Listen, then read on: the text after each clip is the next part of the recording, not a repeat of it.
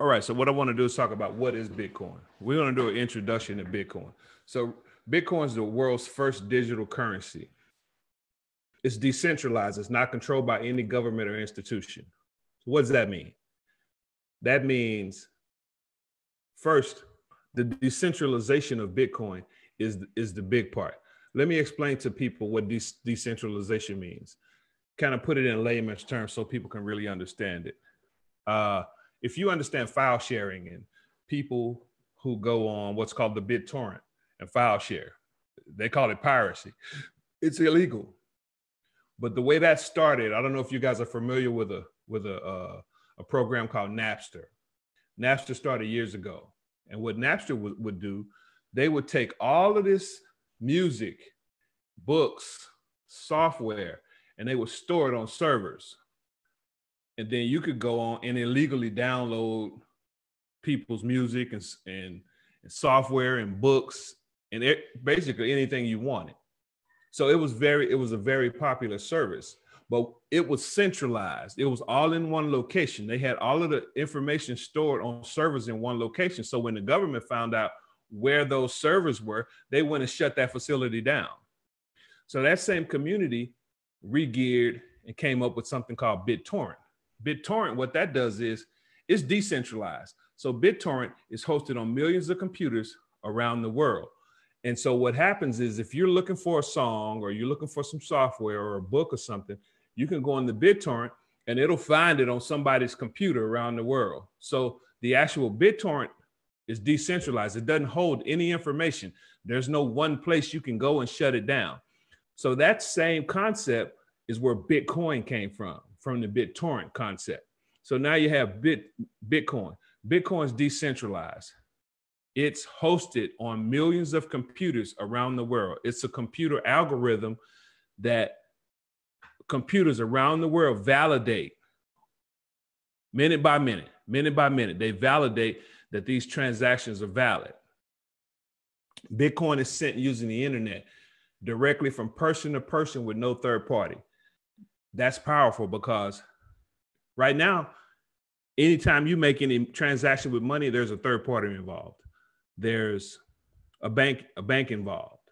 If you want to send money overseas, what do you have to do? You have to use Western Union, MoneyGram, and they're going to charge you some exorbitant fees. See, this is the thing about digital currency.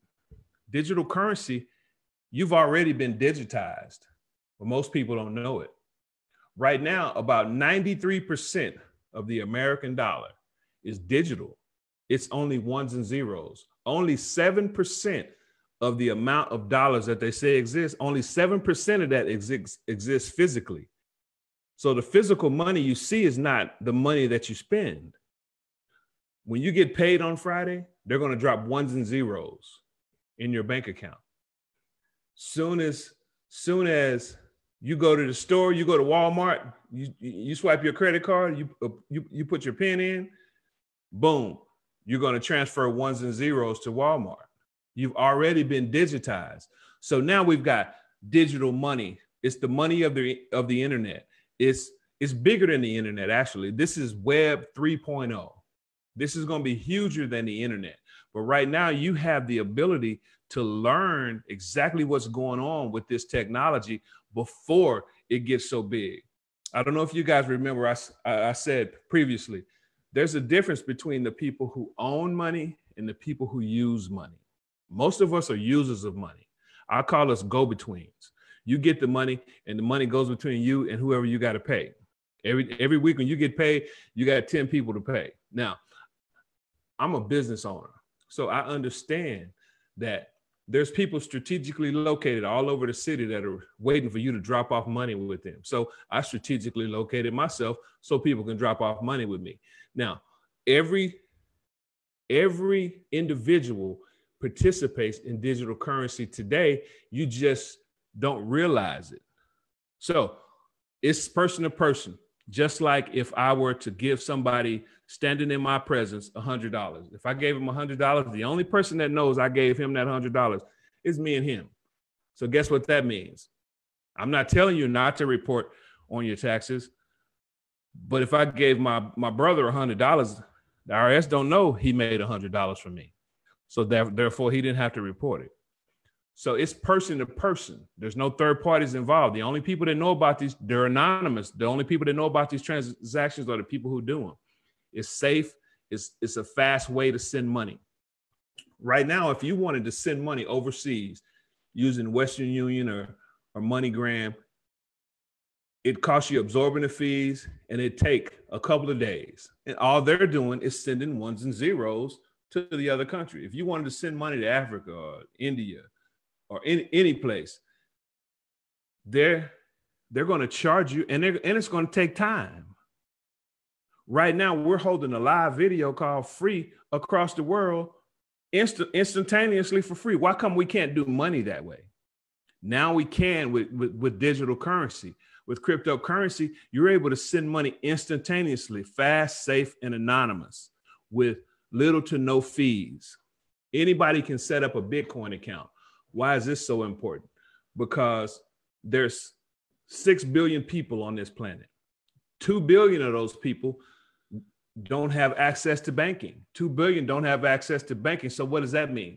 Now that they have access to digital currency, they're able to come into the fold. Now they're in the marketplace, and you can trade goods and services with them. So now that's 2 billion new people that you can do business with. This is huge. You really have to wrap your mind around what that really means.